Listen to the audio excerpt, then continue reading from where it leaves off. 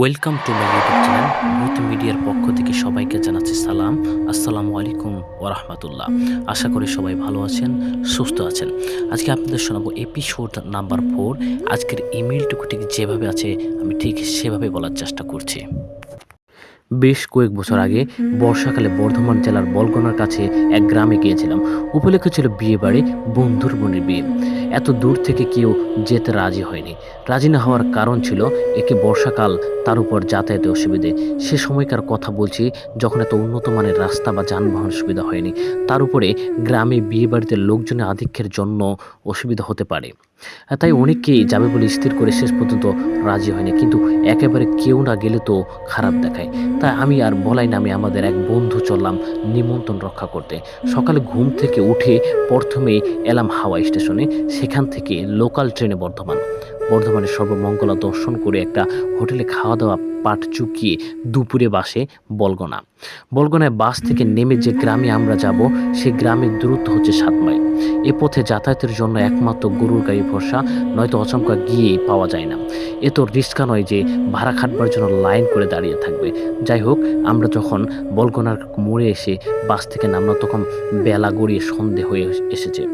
আকাশে ঘন অন্ধকার, মেঘের মূর্তি এমনই যে এই বুঝি জন্মাম বলাই এখনই যাবি। ভেবে দেখো আকাশের যা অবস্থা, তাতে আমার মনে হয় আর না এগিয়ে এখান থেকেই কেটে পড়ি চল। এই অচেনা জায়গায় পথে কোনো লোকজন নেই, সন্ধে হয়ে আসছে, কাদার পথ, আর এগুলো দুর্ভোগের শেষ হবে না। কথাটা ঠিক, তবে সত্যি কি এত দূর থেকে দুর্যোগের ভয়ে ফিরে আসা যায়? তাই বললাম, তাতে কি, বর্ষাকালে বৃষ্টি তো হবেই, সব জেনেই তো ঘর থেকে বেরিয়েছি। এখন ভয় করে পিছালে কি আর হবে? অতএব আর দেরি না করে রওনা দিয়ে চলো। একটা দোকানে শেষবারের মতো দুজনে 2 কাপ চা খেয়ে চলা শুরু করলাম। আগের বৃষ্টির কাদা এখনো শুকায়নি, তার উপর আকাশে এই মেঘের ঘনঘটা, কি যে কপালে আছে কে জানে। আমরা নিজেদের মধ্যেই কথা বলতে বলতে পথ চলা শুরু করলাম। লোকালি ছেড়ে যখন আমরা ফাঁকা মাঠের মাঝখানে এসেছি তখনই শুরু হলো বৃষ্টিপাত। প্রথমে বড় বড় ফোঁটা, তার উপর মুষলধারে। ছাতা মানল না। সেই দারুণ বৃষ্টিতে স্নান করে গেলাম দুজনে। বলাই বলল, আমরা বোধ হয় 2 মাইলও এখনো আসিনি, এখনোই কত পথ বাকি। কি যে করা যাবে ভাই? আমিও বসে চুপ করে থাকলাম। আমিও তখন চুপসে গেছি। বললাম, তাই তোরে বলগনাতে বলে কয়ে কারো বাড়িতে থেকে গেলেই তো হয়। এখন তো দেখছি আর এগুনেই যাচ্ছে না। শুধু যে বৃষ্টিপাত তা নয়, সেই সঙ্গে কড়কড় করে বাজ পড়ার শব্দ। সন্ধ্যার ঘন অন্ধকার এবং মেঘের কালিমায় এক হাত দূরে পথ দেখা যাচ্ছে না, কালো কুটিল যাকে বলাই। পথে এমন কোনো লোকজন নেই যার কাছে একটু আশ্রয় প্রার্থনা করি বা পথ নির্দেশনা পাই। সে কি বিপজ্জনক পরিস্থিতি তা বলে বোঝাবার মতো নয়। এইভাবে জল কাদায় টালমাটাল হতে হতে কিছু দূর যাওয়ার পর হঠাৎ এমন সময় মনে হলো আমাদের পিছু পিছু কেউ যেন আসছে। কে আসে এই অন্ধকার নির্জন রাতে? কে? কেমন এক অশ্লীল আতঙ্কে বুকের ভিতরটা ধপাস করে উঠল। আমরা দুজনে ভয় পেয়ে থমকে দাঁড়ালাম। এমন সময় শুনতে পেলাম, এই পথে নতুন মনে হচ্ছে। আমি বললাম, একেবারে নতুন। আশা হচ্ছে কথা থেকে আমরা কলকাতা থেকে এসেছি। কোথায় যাওয়া হবে? আমরা গ্রামের নাম বললাম। বলার সঙ্গে সঙ্গে একটি বজ্রপাত, আর সেই সঙ্গে বিদ্যুতের চমক। তারই কোনো প্রভার মুহূর্তের জন্য দেখলাম লোকটিকে। কালো বর্ষানিতে ঢাকার দীর্ঘ উন্নত বলিষ্ঠ চেহারা, গায়ের রং এত কালো যে ছাতার কাপড়কে হার মানায়। ভদ্রলোক বললেন, ও তো অনেক দূরে, এই দুর্যোগে যাবেন কি করে? তাই তো ভাবছি। লগন স্যার বাজার, বিয়ে বাড়ি বুঝি? হ্যাঁ, আমাদের বন্ধুর বোনের বিয়ে। ওরা তো একটা গরুর গাড়ির ব্যবস্থা করে রাখতে পারতো আপনাদের জন্য, কেন রাখেনি? সে দোষ তো ওদের নয়, আসলে আমাদের আসবার কোনো ঠিক ছিল না। এইভাবে রাত দুপুরে গ্রামে ঘরে কেউ আসে? বিয়েটা কবে? আগামীকাল। তাহলে কাল ভোরে গেলেই তো চলবে। কিন্তু আজকের রাতেটা কাটায় কোথায় বলুন তো? ব্যবস্থা একটা করা যাচ্ছে। এখন আসুন আমার সঙ্গে।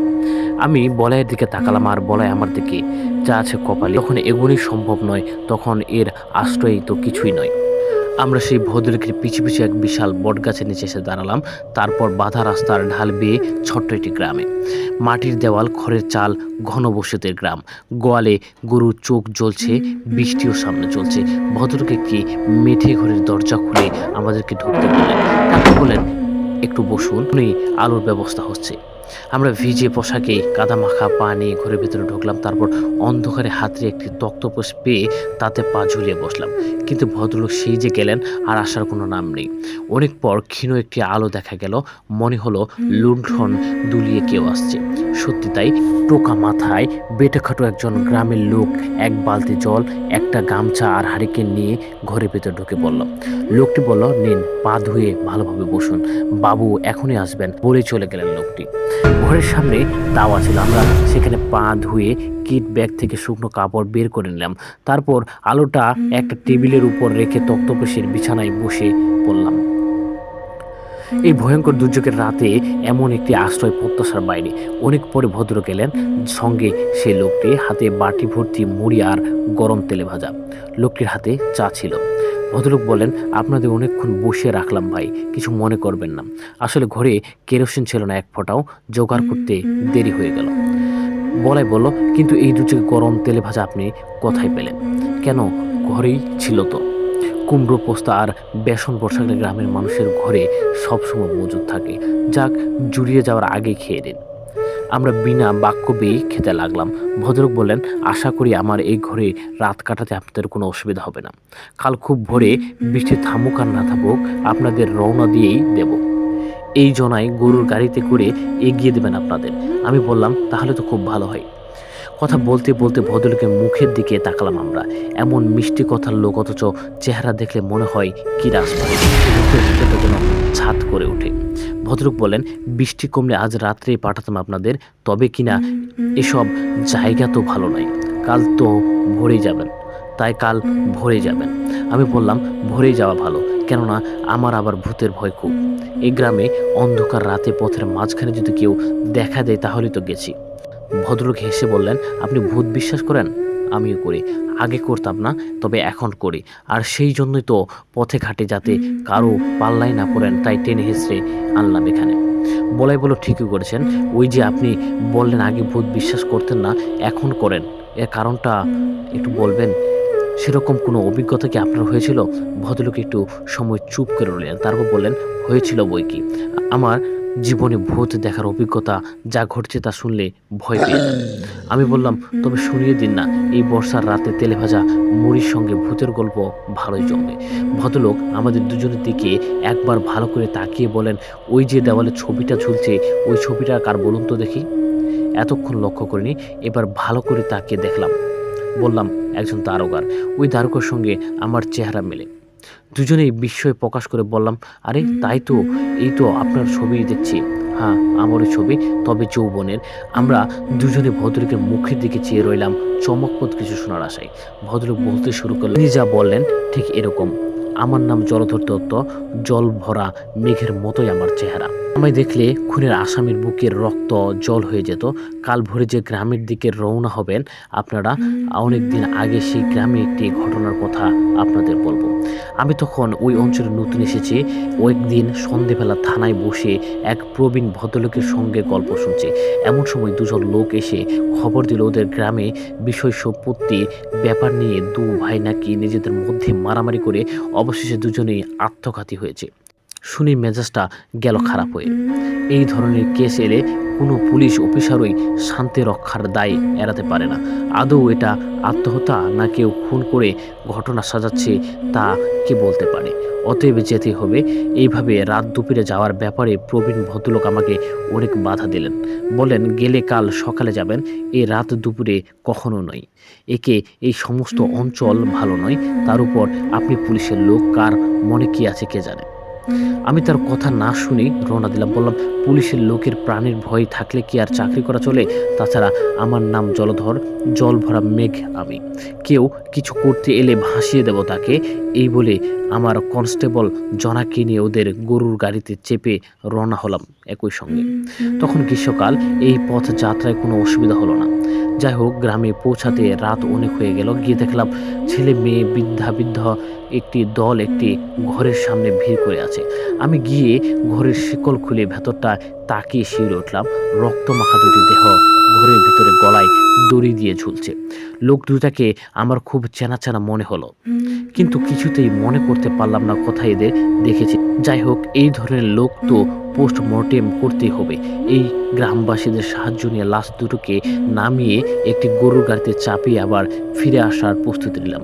ওদের পরিবারের দুজন লোককেই সঙ্গে নিলাম লাশের পাহারায়। ফিরে আসছি আর বারবার মনে করবার চেষ্টা করছি কোথায় যেন লোক দুটোকে দেখেছি। এমন সময় জনা বলল, আমি কিন্তু চিনেছি বাবু। আমার খুব ভয় করছে, এই রাত দুপুরে না এলেই পারতেন। আমি বিস্মিত হয়ে বললাম, তুই চিনছিস এরা কারা? ভুলে যাচ্ছেন কেন? সন্ধেবেলায় এরাই তো আমাদের থানা থেকে ডেকে আনলো। এবার মনে পড়েছে, সত্যি তো, কিন্তু এমন বিস্মরণ আমার কেন? আমার মতো লোকেরও শীত দ্বারায় তখন ঠান্ডা স্রোত বয়ে গেল একটা। লোক দুটোকে গরুর গাড়ি থেকে নামার পর আর দেখিনি। আমাদের এই চাপা কথাবার্তা গারোয়ানদের কানে গেল কিনা কে জানে। হঠাৎ গাড়ির গতি থেমে গেল। বললাম, কি হলো, থামলান কেন? চালাও। একটু চা তেষ্টা পেয়েছে বাবু, গলাটা ভিজিয়ে নেই। এখানে চা কোথায় পাবেন? এই ফাঁকা মাঠে এত রাতে এখানেই তো চা পাবো বাবু। ওই দেখুন। যে দেখলাম দূরে একটি চালা ঘরে মিটমিট করে আলো জ্বলছে।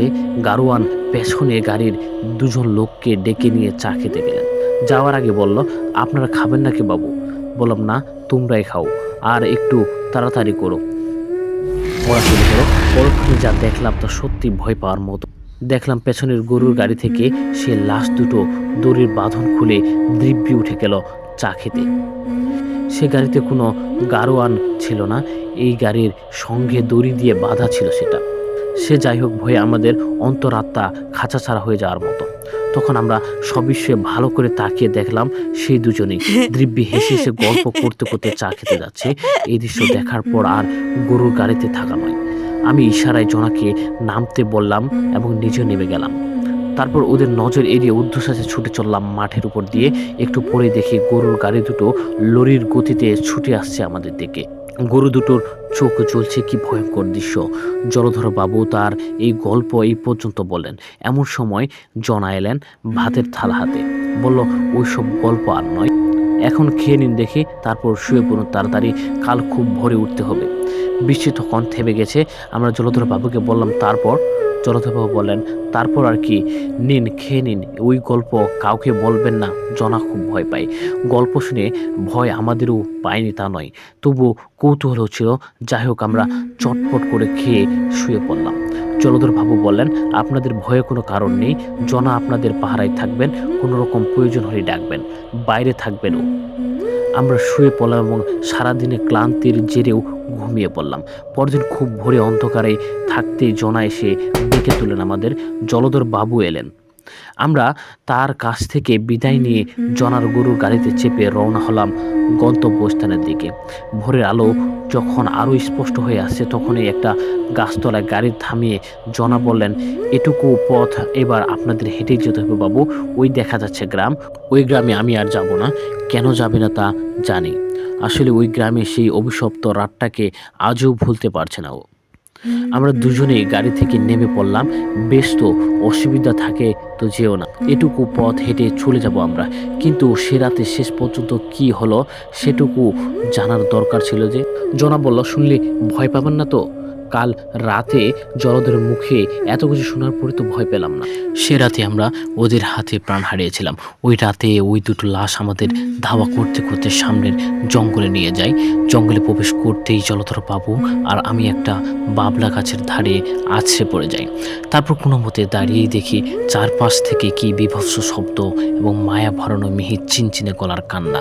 হঠাৎ একটা মাথা কেবল হাওয়ায় ভেসে ভেসে আমাদের দিকে এগিয়ে আসছিল।